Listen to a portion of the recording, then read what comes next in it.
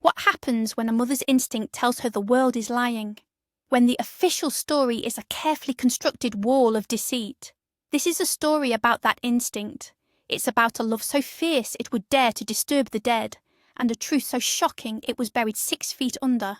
Prepare yourself for a journey into the heart of a mother's worst nightmare, where the only thing more powerful than a government conspiracy is a woman who refuses to let her son be forgotten. Sarah lived her life in Oak Creek, Texas, a town where Friday night football and military service were the pillars of the community. For years, her world had been small, defined by the quiet grief of a failed marriage and the doctor's sterile words about her chances of having a child. But then came Liam, her miracle. He became her sun, her moon, and all her stars. When he turned 18, he didn't take the football scholarship to Austin. Instead, he chose the army, his eyes full of patriotic fire. Sarah was terrified but also proud. A year into his deployment overseas, 2 soldiers in dress uniform appeared on her doorstep. They spoke of a tragic accident, a non-combat incident. They told her her son, her entire world was gone. The Texas night was thick and heavy, smelling of damp earth and blooming jasmine. A lone cricket chirped a nervous rhythm against the oppressive silence of the Oak Creek Municipal Cemetery. Under a full, indifferent moon, Sarah sat on a cold stone bench. Her hands were clenched so tightly in her lap that her knuckles were white. She watched the silhouettes of 2 men as they worked, their shovels sinking into the fresh mound of dirt with a sickening, rhythmic scrape and thud. The grave was new, the flowers on it barely wilted. A small, temporary plaque bore the name of her son, Liam Carter. The men were strangers, their faces hardened by life, but their labour was methodical and sure. They were digging up her son's final resting place, and she was the one who had paid them to do it. One of the men paused, wiping a sleeve across his sweaty brow. The humid air clung to him like a second skin. "Ma'am, you sure about this?" he asked, his voice a low, gravelly rumble. "Ain't no going back once we open that box. Some things are better left alone." Sarah's gaze didn't waver from the disturbed earth. "I'm sure," she replied, her voice sharp and brittle, leaving no room for argument. "I paid you to dig." "So dig," the other man grunted, leaning on his shovel. "I just don't get it. What are you going to do? Take him home with you?" Sarah finally looked at them, her eyes like chips of flint in the moonlight. "I just need to see him," she said, her voice softening almost to a whisper. "I just need to be sure. Then you can put him back." They exchanged a look, shrugging. The crazy grief of a mother was none of their business. The money was real. They said nothing more and returned to their grim work. As the shovels bit deeper into the earth, Sarah's mind drifted back. She remembered her life before Liam, a quiet parade of lonely years in Oak Creek. After the divorce, the house had felt cavernously empty. Her job as a bookkeeper at the local clinic was a routine of numbers and hushed conversations, a world of beige and antiseptic smells. Her friends, with their growing families and noisy holiday gatherings, tried to include her, but their sympathy often felt like a spotlight on her own solitude. She had accepted her fate, building a careful, orderly life to keep the loneliness at bay. She believed her chapter on love and family was over, the book closed and gathering dust on a high shelf. Then Josh had arrived in town, part of a crew contracted to build the new highway overpass. He was 10 years younger, with an easy smile and eyes that seemed to see past the tired 40-year-old woman she saw in the mirror. For a few whirlwind weeks, he had shattered her routine. He made her feel reckless and alive. They shared late-night coffees at the town's only diner and drove out to the lake in his beat-up pickup truck, the country music on the radio, loud and full of heartbreak and hope. It was a brief, intense summer storm in the long drought of her life. She knew it wouldn't last. He was transient, a bird of passage, and she was rooted in the stubborn soil of Oak Creek. When the highway project was finished, Josh left as quickly as he had come. There were no tearful goodbyes, just a quiet understanding and a lingering scent of his aftershave on her pillow. Sarah had expected to feel the familiar ache of loss, but instead there was a strange sense of peace. He had reminded her that she could still feel. A month later, a persistent nausea sent her to the very clinic where she worked. She sat in the sterile examination room, the paper crinkling beneath her, and stared in disbelief at the doctor. Pregnant. The word echoed in the silent room, a seeming impossibility. After all the years of trying, of being told it would never happen, a fleeting summer romance had left her with a miracle. Dr. Miller, a man who had known her since she was a girl, had looked at her over the rim of his glasses with grave concern. "Sarah, at your age there are significant risks," he had warned, his voice gentle but firm. "We need to be realistic about the potential complications for you and for the baby." But Sarah wasn't listening to the risks. She was listening to the faint, impossible flutter of a new life inside her. A fierce, protective instinct ignited within her, a force she hadn't known she possessed. "I'm keeping him," she said, her voice trembling, but resolute. The town gossiped, of course. Whispers followed her in the grocery store aisles. But she didn't care. She was no longer just Sarah, the lonely divorcee. She was going to be a mother. The day Liam was born, the sterile, white world of the hospital room exploded into colour. When the nurse placed him in her arms, a tiny, perfect being with a tuft of dark hair, Sarah felt the broken pieces of her life click into place. He was her reason, her purpose. The profound loneliness that had been her constant companion for years simply evaporated, replaced by an overwhelming, all-consuming love. Holding him, she understood that she would never truly be alone again. He was her anchor, her future, her entire world wrapped in a blue receiving blanket. The whispers of the town faded into meaningless background noise. All that mattered was the small, warm weight against her chest. Liam grew up bathed in that unconditional love. He was a good kid, kind and bright, with his father's easy smile and her stubborn determination. Sarah's life became a vibrant collage of his milestones. She remembered the thrill of his first steps across their small living room floor, the smell of cut grass at his little league games, and the roar of the crowd under the stadium lights on Friday nights. He wasn't just a good football player. He was the star quarterback, the pride of Oak Creek. She would sit in the bleachers, her heart swelling with a fierce pride that was almost painful, watching her boy become a man under those dazzling artificial lights.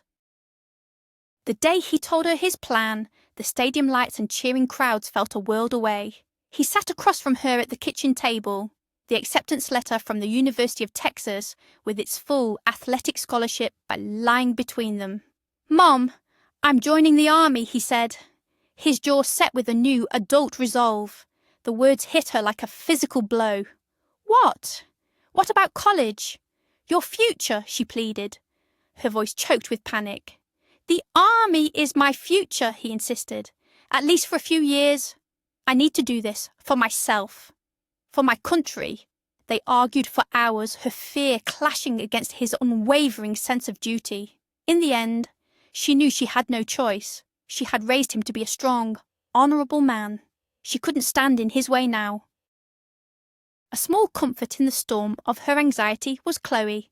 Liam's high school sweetheart was a lovely girl, smart and steady, with a kind heart. Sarah watched them together, their young love so effortless and pure, and saw a glimpse of the future she had always dreamed of for her son. Chloe adored Liam, and she respected Sarah, often stopping by just to chat even when Liam was at practice. She became a fixture in their small family, her bright presence a balm on Sarah's worried soul. When Liam decided to enlist, Chloe had cried, but she had supported him. She promised to wait, and Sarah knew she would. They were a team, the two women who loved Liam most in the world. The day he left for basic training was etched in her memory in stark, painful detail. The three of them stood at the Greyhound bus station, the air thick with unspoken fears and diesel fumes. Liam looked so young and proud in his new jeans and t-shirt, trying so hard to be brave for them. He hugged Chloe for a long time, whispering promises in her ear. Then he turned to Sarah. He wrapped his strong arms around her, and for a moment, he was her little boy again. "I'll be fine, Mom. I'll call you every chance I get," he promised. She held on to him, breathing in his scent, trying to memorize the feel of him. Then he was gone, a silhouette climbing the steps of the bus, turning for one last wave before disappearing inside. For months, life settled into a new, anxious rhythm. His letters, filled with funny stories about drill sergeants and complaints about the food, were her lifeline. His weekly phone calls were a precious dose of his voice, a reassurance that he was safe. Then, his unit was deployed overseas for what they called a prolonged peacekeeping mission. The news reports began to flicker at the edge of her consciousness. Vague mentions of instability in the region, of border skirmishes with local militias. Each report was a small, cold stone dropping into the pit of her stomach.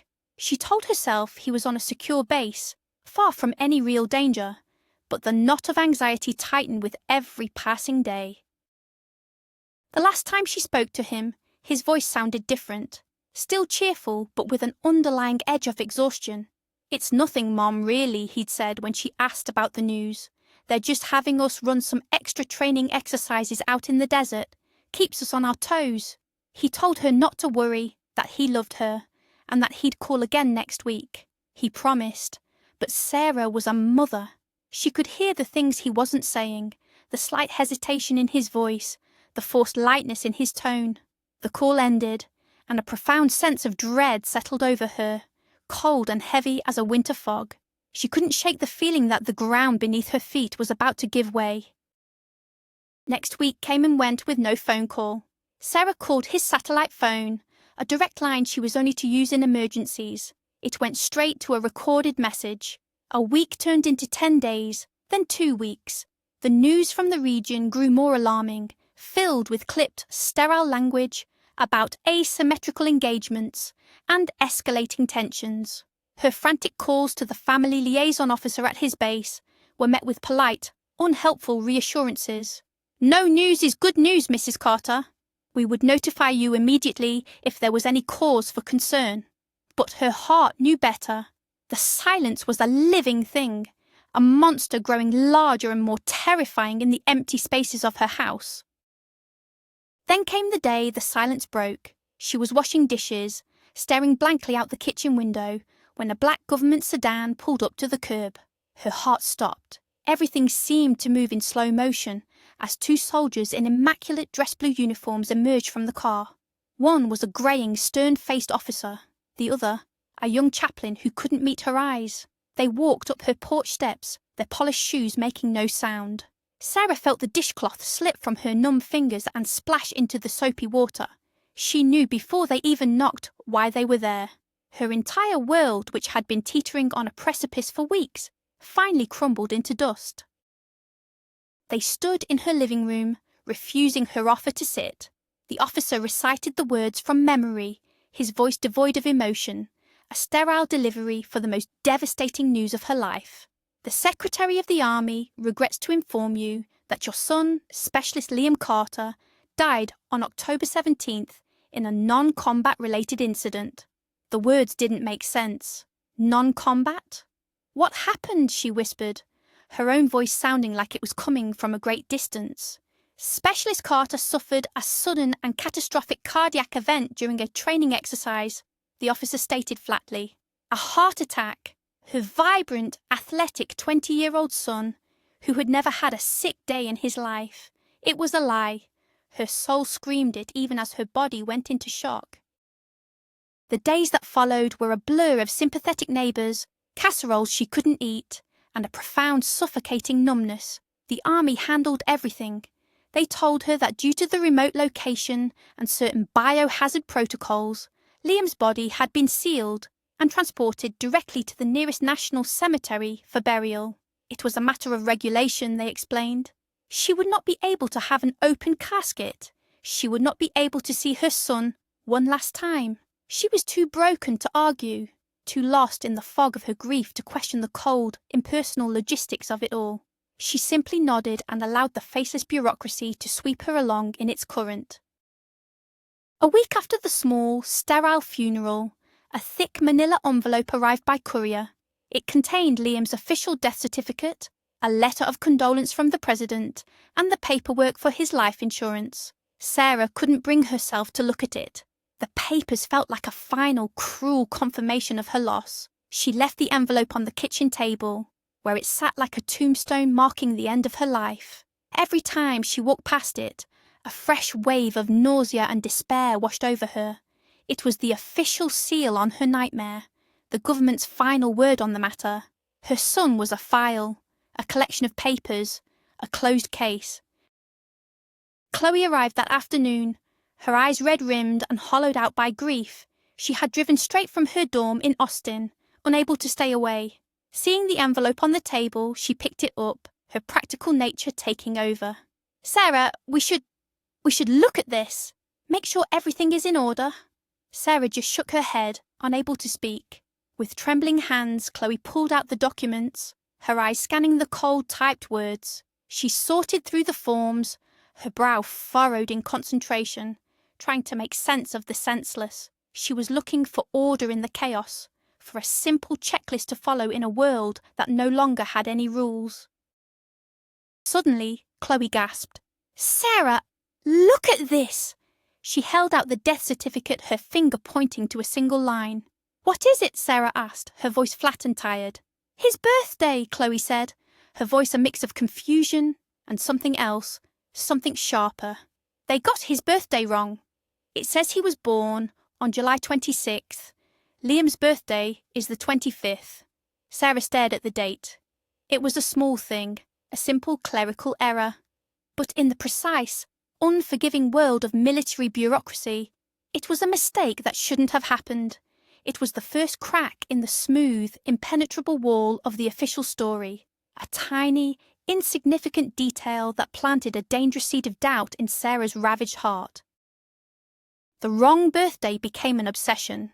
Sarah spent the next week on the phone, navigating a labyrinth of automated menus and indifferent administrative assistants. She was passed from one department to another, each person offering a different explanation or a new apology for the error. During a call with a flustered clerk from the casualty assistant's office, he let something slip. "Ma'am, the records show the cause of death was complicated by a severe case of pneumonia." Sarah froze. "Pneumonia? They told me it was a heart attack." The line went quiet for a moment before the clerk stammered. "Yes, well, the cardiac event was a result of the pneumonia. It's all in the final report. Heart attack. Pneumonia." The stories were shifting, changing like sand under her feet. Fueled by a new, terrifying energy, Sarah drove the 4 hours to Fort Reagan, the military base that had sent her son overseas. She demanded to see the commanding officer. After hours of waiting in a sterile, impersonal office, she was finally shown in to see a Colonel Matthews. He was a man with a chest full of medals and eyes as cold and grey as a battleship. She presented her questions, the wrong birthday, the conflicting causes of death. He listened with a practiced patience that bordered on contempt. "Mrs. Carter," he said, his voice calm and condescending, "grief can make us look for answers that aren't there. It was a tragic event, but the details are classified. I advise you to stop this. Go home and mourn your son." She left the base with his threat hanging in the air. That night, in a cheap motel room that smelled of stale smoke and disinfectant, the last vestiges of her grief burned away, leaving something hard and sharp in its place. Rage. She finally saw the truth. They weren't just making mistakes. They were lying. They were hiding something. She looked at her reflection in the cracked bathroom mirror, at the unfamiliar, wild-eyed woman staring back at her. She knew then what she had to do. It was insane. It was illegal. But it was the only path left. She called Chloe, her voice low and steady. "I'm going to the cemetery," she said. "I'm going to get him." Finding the help she needed was easier than she expected. She bypassed the town of Oak Creek and drove to a dimly lit, roadside dive bar a county over, a place where men with nothing to lose drank to forget. She scanned the room and found them in a corner booth, 2 men with rough hands and the kind of weary, cynical eyes that told her they were long past judging others. She walked over, sat down, and placed $5,000 in cash on the sticky table. "I need a grave dug up tonight. No questions asked," she said, her voice even. When the job is done, you get another 5,000. They looked at the money, then at her, and one of them gave a slow, grim smile. Lady, he said, for 10 grand, we'll dig to China. Now, back in the present, the humid air of the cemetery crackled with tension. A few miles away, Chloe was executing her part of the plan. She was at the security guard's gate, spinning a frantic story about losing her grandmother's engagement ring near her family's plot earlier that day. She was crying, her performance utterly convincing, keeping the old man occupied and away from his routine patrols. All Sarah could hear was the scraping of shovels and the frantic beating of her own heart. The sound of the dirt hitting the grass beside the grave was the only clock she had, each shovelful a tick closer to the truth, whatever it might be. Then, a new sound, a hollow thud as a shovel struck wood. Got it, one of the men grunted. They worked faster now, clearing the last of the dirt from the top of the simple military-issue coffin. They looped thick ropes underneath it and, with a coordinated grunting heave, wrestled it from the earth and onto the ground beside the gaping hole. It settled with a soft thud. One of the men looked at it, then at Sarah. It's light, he said, a strange note of confusion in his voice. Feels way too light. Sarah's breath caught in her throat. She had felt it too, a flicker of wrongness in the way the box was handled. It lacked the solemn weight she expected. The second man took a crowbar from his bag and wedged it under the lid. With a piercing screech of protesting nails, the seal broke. He threw the lid aside. The three of them leaned forward, peering into the dark interior. The moon cast a bright, revealing light into the box. Sarah stared, her mind refusing to process what her eyes were seeing. The coffin wasn't empty, but it didn't hold her son. Inside, nestled in the cheap satin lining, were 2 large drab-green military sandbags. That was it. Just sandbags, placed there to mimic the weight of a body. The grave was a lie. The funeral was a lie. Everything was a lie. A strange sound escaped Sarah's lips. It wasn't a sob of grief, but a raw, guttural gasp of hope. It was a terrifying, electrifying feeling that surged through her, chasing away the numbness. An empty coffin didn't mean Liam was dead. It meant they didn't have his body. It meant they didn't know for sure. It meant there was a chance. Get out of here, she hissed at the 2 stunned men, shoving the rest of the cash into their hands. Go! Now! As they scrambled away into the darkness, she pulled her trembling cell phone from her pocket, her fingers fumbling with the screen. She didn't call Chloe. She didn't call a lawyer. She dialed 911. The discovery of the empty coffin ignited a firestorm. Local police, then military investigators, descended on Oak Creek. The story exploded in the national news. Faced with a federal investigation and a media frenzy, the Army's cover-up collapsed. Colonel Matthews confessed everything. There had been no training exercise, no heart attack. Liam's unit had been ambushed during a secret, unacknowledged cross-border patrol. In the chaotic firefight, Liam had been cut off from his squad. He was officially listed as missing in action. To avoid a political scandal, Matthews had made the decision to declare him killed, staging the burial to provide closure and bury the truth. 6 months passed, 6 months of torment suspended between hope and despair.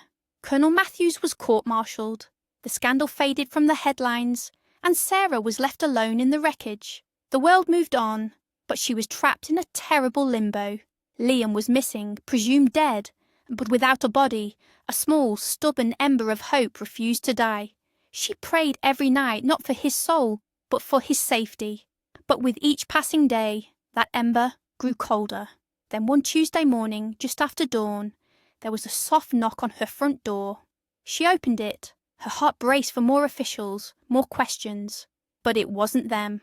Standing on her porch, gaunt and thin, with haunted eyes but a familiar, crooked smile, was Liam. "Mom," he whispered, his voice hoarse. "I'm home." He fell into her arms as she began to sob, the long-held tension finally breaking. His story came out in pieces. He'd been captured in the ambush, held in a secret prison, and finally released in a quiet prisoner exchange the government would never acknowledge. They had kept him in a hospital for weeks, debriefing him, before finally letting him come home. In that moment, holding her son, the lies and the conspiracy no longer mattered. All that mattered was that her miracle had come back to her. Liam is in college now, studying engineering on the GI Bill. He and Chloe are getting married next spring. Sarah's world, once shattered, is whole again, healed by a love that refused to accept a lie. Thank you for joining us for this incredible story. If you were moved, please hit the like button, subscribe for more content, and share your thoughts in the comments. We'd love to know, what would you do to uncover the truth for someone you love?